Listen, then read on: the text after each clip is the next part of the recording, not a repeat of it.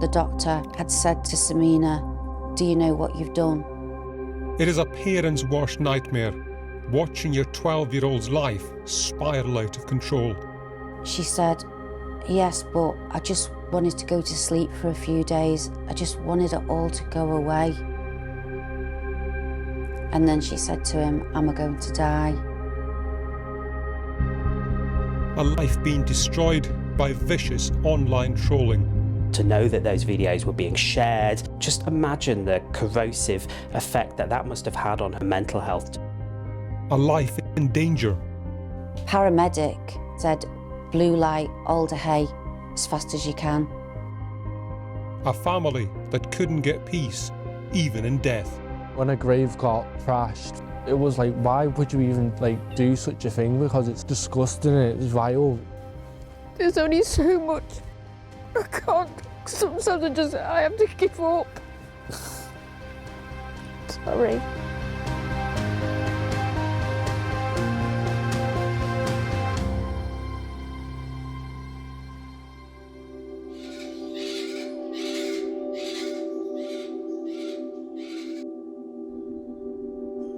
This is the place where Semina, she grew up. It reminds me of Samina being here in a school uniform as she walks through the park.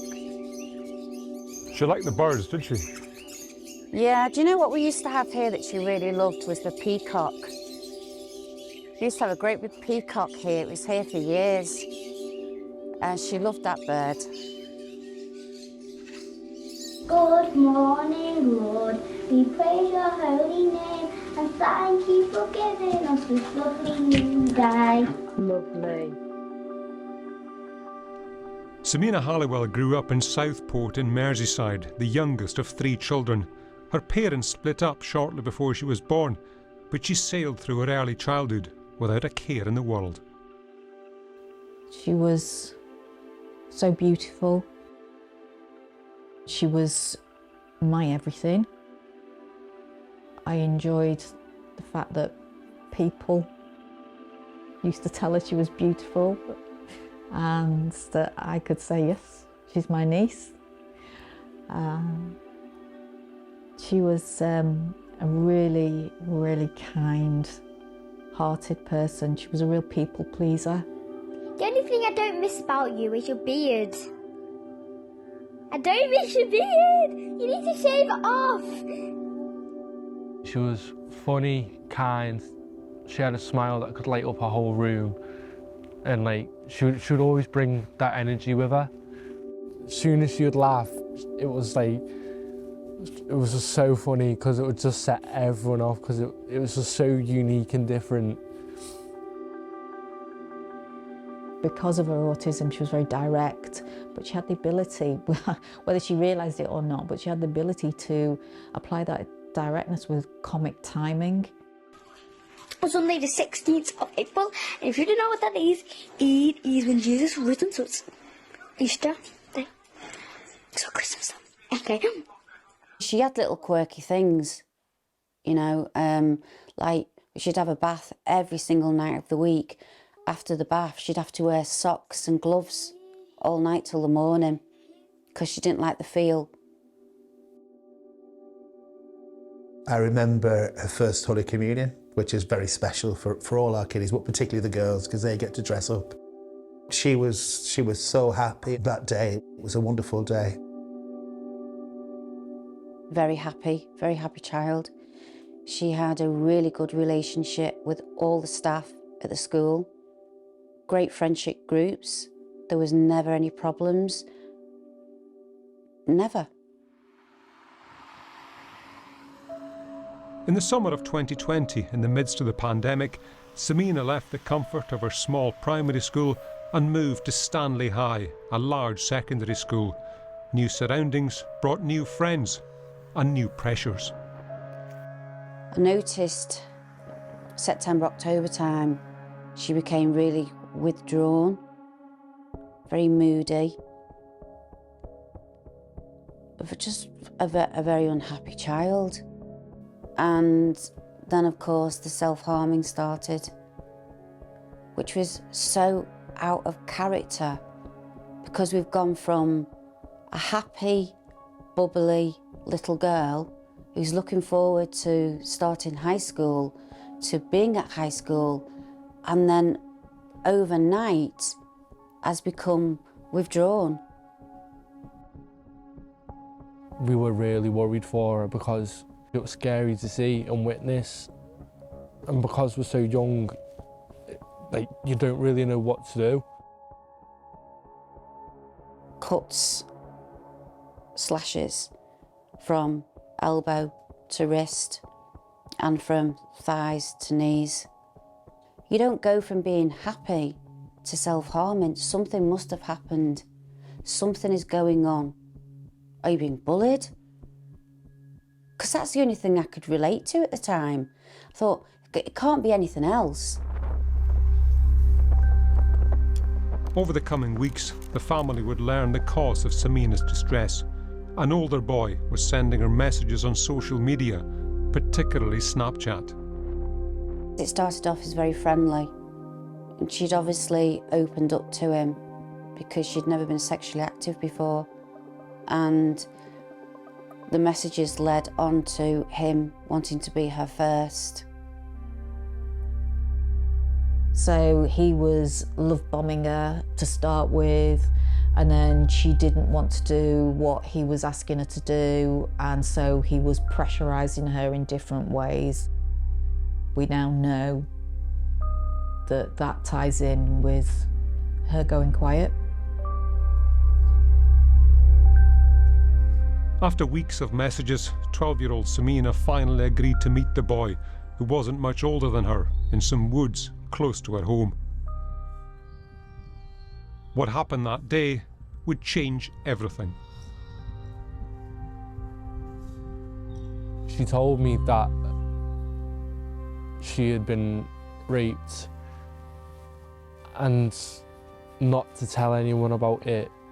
So she was literally like my sister, so anything that was said between me and her, we always kept our secrets. And then I think it was about a week after, she ended up telling her mum. I can't actually believe what she was telling me because it was so horrific. It was so horrific. And Samina was a follower, and I could see how she was manipulated and led to what happened, because she was not a child who could stand up for herself and say no.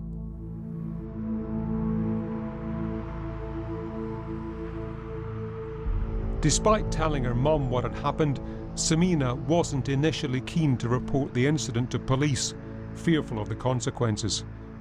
A few days later, however, she self-harmed badly, and Rachel snapped. She decided to confront the boy and his family. I went to speak to the mother. I'd never met her before. I went armed. Rachel says there was a lot of shouting, and at one point, fearful the boy's mother was going to hit her, she picked up the baseball bat she'd brought with her and struck the mother. I just picked the bat up and I hit her. I waited for the police and I was arrested. I pleaded guilty. You pleaded guilty, and what did you get? A suspended sentence. Right, okay. My sister's actions when she found out that Semina was raped, yeah, they're wrong. But how many parents would turn around and say that they weren't tempted to do that themselves? Shortly afterwards, Samina changed her mind and decided she would tell Merseyside police what had happened in the woods a few weeks earlier. She was really nervous about doing it, and she found it difficult to talk about.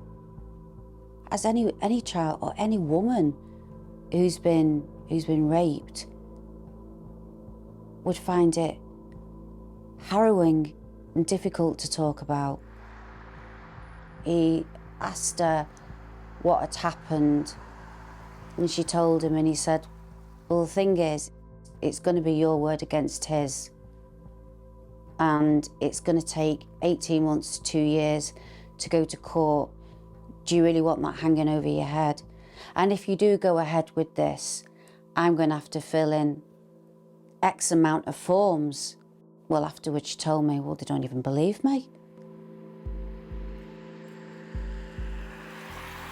The law is clear that sexual activity with a child under 13 is an offence. They're deemed not to have capacity to be able to consent to an intimate relationship. Therefore, in that instance, it shouldn't really be left down to that child to make that decision to whether to pursue that or not. It's too big a decision and a burden of responsibility to put on a child. I was shocked at the behaviour of Merseyside Police, the detective. But in the end, he said to her, well, what do you want, Samina? And she says, well, I just wish it never happened. And he said, well, can't do anything about that. So what else do you want? And I was just so angry at the lack of empathy. She started to feel let down. You could see it took an effect on her. And she started hanging out with new groups of people. She started drinking. She started smoking. Merseyside Police said they had investigated the complaint appropriately. They say that Samina was spoken to by a specially trained officer and that the detective in charge told Samina that he had enough information to speak to the suspect, which the force subsequently did. As well as the police, Samina's mother turned to social services and other agencies for support, but they felt let down across the board. The only people that were helping her were myself and her mum, and we weren't qualified. We'd never experienced this before, and we were begging everybody who was qualified to help, and they weren't listening. Merseyside Police said that a multi-agency safeguarding referral had been made.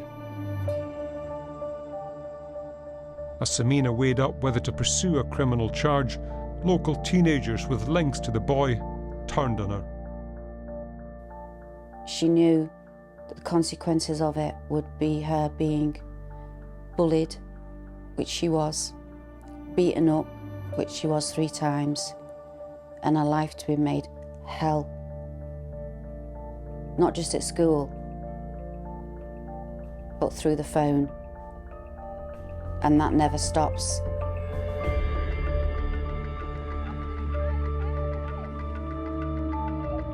Samina was jumped while they filmed it and put it on social media. When we were kids, if you were getting bullied at school, you went home, you closed the door and the bully stops. But not with social media, it carries on. This case really shows clear systematic failures from Snapchat to proactively moderate its services. Just imagine the corrosive effect that must have had on her well-being and her mental health, to know that those videos were being shared, to know that, every time that she was getting a ping on her phone, that may well have been further abuse, further messages. It really is just a clear set of failures from the platform. A Snapchat spokesperson said, "This is a tragic case and our hearts go out to Samina's family. We work in multiple ways to try to prevent and take action on this type of behaviour and regularly add new safety features to help make it difficult for predators to find and interact with young people on Snapchat." Everything seemed to be getting worse for Samina. The relentless online abuse, the beatings, deciding whether or not to prosecute. In June 2021, it all got too much. She took some of her mother's tablets up to her bedroom. My eldest son found her. She was wide awake, talking, normal. You wouldn't think anything had happened. The ambulance came quickly. I saw loads of ambulances and police cars there, and that's when I got told what had happened. I got inside the ambulance. Paramedic was on the phone and she told them what Samina had taken, and he said, blue light, alder hay, as fast as you can. And at that point, when I realised how dangerous it was, I was doing everything I can to get her to be sick, to bring up these pills, but it was too late. Too late. If you've just been told, you know, the next 78 hours are so crucial and your child's organs are going to fail, your child's going to have a heart attack, you're looking at the doctor and you're thinking, what are you talking about? She was saying to me, well, Mum, I feel better now. Can we go home? But she's actually slowly dying.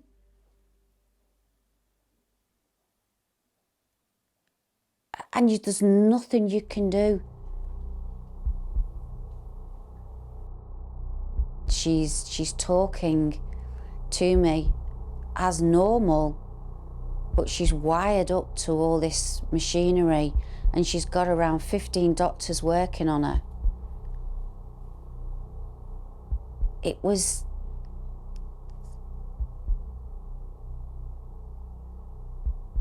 a parent's worst nightmare. The doctor had said to Samina, do you know what you've done? And she said, yes, but I just wanted to go to sleep for a few days. I just wanted it all to go away. And then she said to him, am I going to die?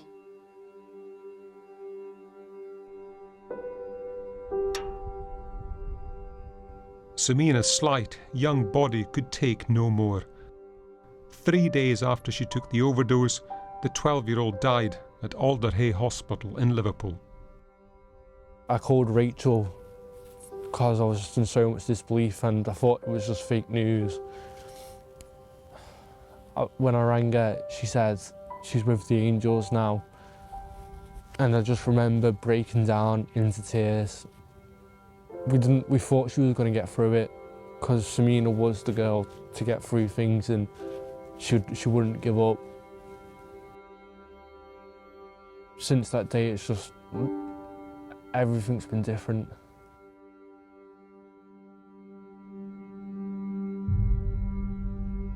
What can you say in those moments when somebody so young has died?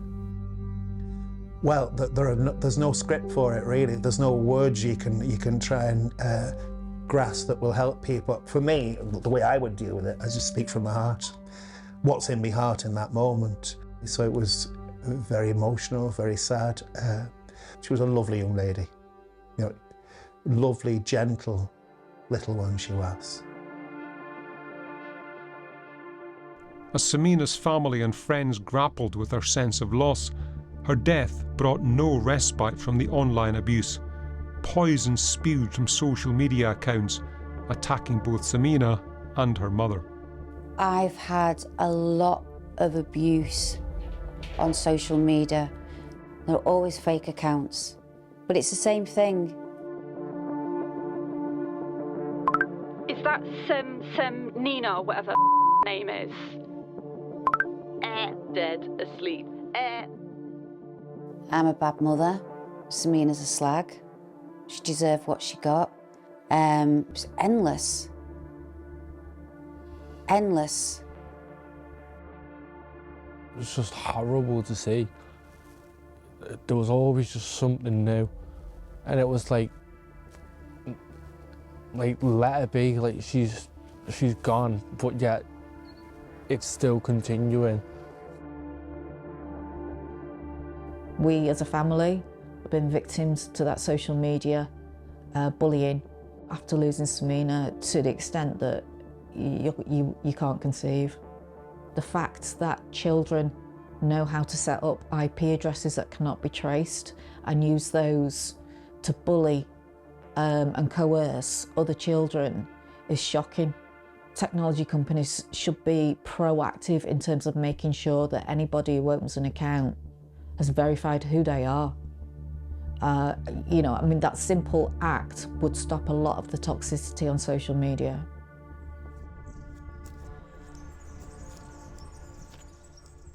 She was buried here. She just had a cross, a wooden cross, and there was loads of teddies and little gifts that had been put there.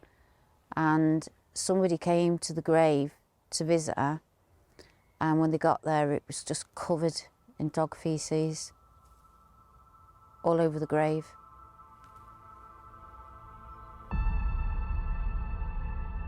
The desecration occurred amid an onslaught of social media abuse. About a fortnight earlier, one post had explicitly called for the grave to be attacked. When a grave got trashed, it was like, why would you even do such a thing? Because it's like it's just disgusting, it's vile, it shouldn't be happening. I don't know what would make people do that. You need to understand that that isn't what this community is about. The vast majority of people would be just horrified at that. It would feel alien to us. So I don't know where people are coming from at all, and many people would echo my feelings about that. The names are all there, or the pictures. So the proof is there, who did it, but nothing ever happened to them. Samina's story highlights a litany of failures, shortcomings in how platforms look to identify grooming content, how they look to proactively identify and respond to bullying and harassment, and then bullying and harassment of her family in the most appalling circumstances after she died. Now, regulation can address lots of those risks. Unfortunately, the regulation that we have right now in the form of the Online Safety Act that is being implemented by Ofcom, it will make a difference, but it will not stop the sheer extent of harm that we saw in this case. A Snapchat spokesperson said, "We have in-app warnings to let young people know if another user they don't share mutual friends with tries to contact them, and easy reporting tools so they can get help quickly. We continually strive towards creating a safer experience for our users." At the end of a 6-day inquest into Samina's death, the coroner concluded that Samina was a highly vulnerable young girl, in part due to her extensive phone use. She said that the 12-year-old had a complex social history who was in a state of distress when she took the tablets. But you say there was no evidence that any agency of the state, police, social services or her school were aware of any information that there was an immediate risk to Samina's life which could have prevented her death. My long fight for accountability and justice for her will continue. I am feeling a deep range of emotions and enormous dissatisfaction that failures by the agencies involved in Samina's care have not been acknowledged. I believe it was as a consequence of these agencies' failures that my precious daughter is no longer with me. Thank you, everybody. Thank you. In response to the conclusion of the inquest, Merseyside Police said messages and videos recovered after Samina's tragic death disclosed that her concerns were with other matters and not the actions of the police. SEFT and Safeguarding Children Partnership welcomed the inquest findings and said they would continue to work to ensure the right level of support is available to children who need it. It's such a big loss. When you think about losing someone, you don't realise how much it will affect you until it happens. And I've been through therapy for about 4 years, and it's such a big impact, from basically not having a worry in the world and always having someone to speak to, and because she was like my sister. I can see her here, I can see her running, I can see her playing. I remember her on a bike going down there. We'd always go there and feed the ducks. the place that you go to is not nice, and it's like a fine line between being sane and going insane, if that makes sense.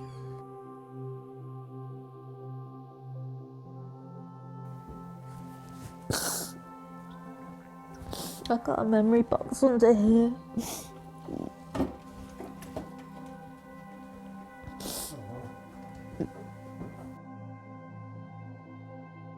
And little bits of things that remind me of her. I've got a lock of her hair and her first shoes, her hair in there.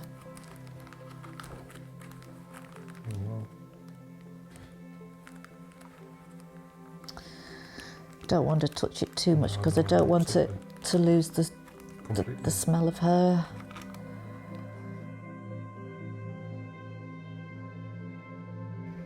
You know, you can drive yourself mad going over and over and relive it and go over, well, what could I have done differently? You know, at the time, you know, I had a duty to protect her, and I did what I thought was the best to protect my daughter. And you know, I've gone back and I look at it and I think, no, I did do that right. I did reach out to that person. I did tell the school, I did tell the police, I did tell, you know, over and over and over again. I couldn't have done any more.